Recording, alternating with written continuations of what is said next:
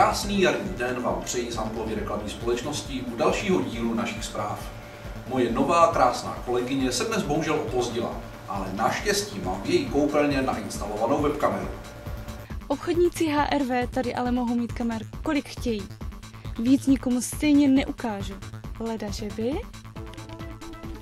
Data je totiž nutné zaslat ve správném formátu, abychom je také správně vytiskli. Dnešní díl je o práci grafika. Dbáme totiž na to, aby byly vaše tisky takové, jaké je chcete mít.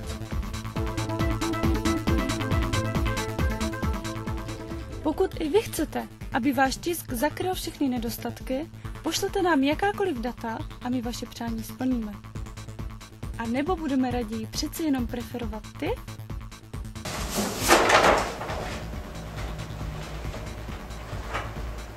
Ten tvůj tisk je daleko lepší. Vůbec tady nejsou vidět tvoje pupínky.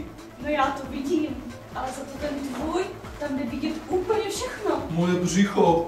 No a tady, teď já si nemusím volit ani nohy.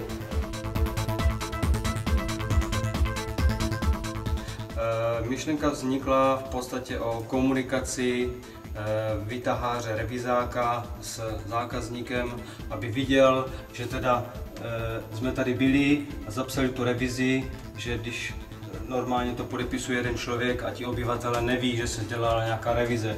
Že velice jednoduše někdo přijde, zmačne si tlačítko a vidí, hele, aha, oni tady byli teďka, takže je to v pořádku, ten výtah je v pořádku, takže ten člověk vidí, že tady prostě někdo byl a už samozřejmě i ostatní lidé, co byli v tom baráku, už vidí, aha, je tady výtahy Moravia, takže už si najdou naše stránky, už nám volají a už se ptají vlastně, co jsme za firmu, kde sídlíme a tak dále.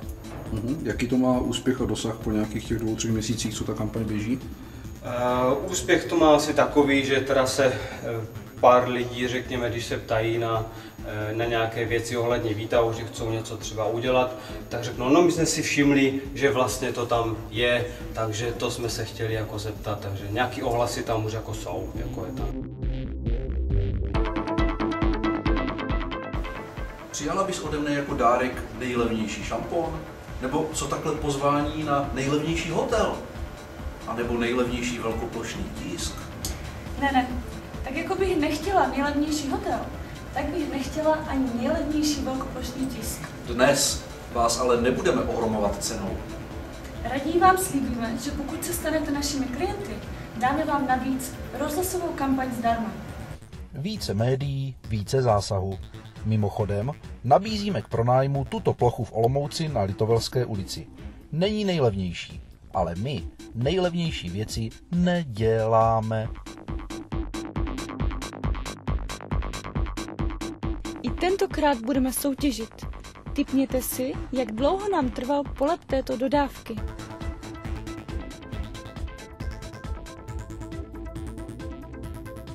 Nejpřesnější odhad vyhrává polep auta. Závěrem mi dovolte, abych pogratuloval společnosti Autoporadce k vítězství v soutěží Den D.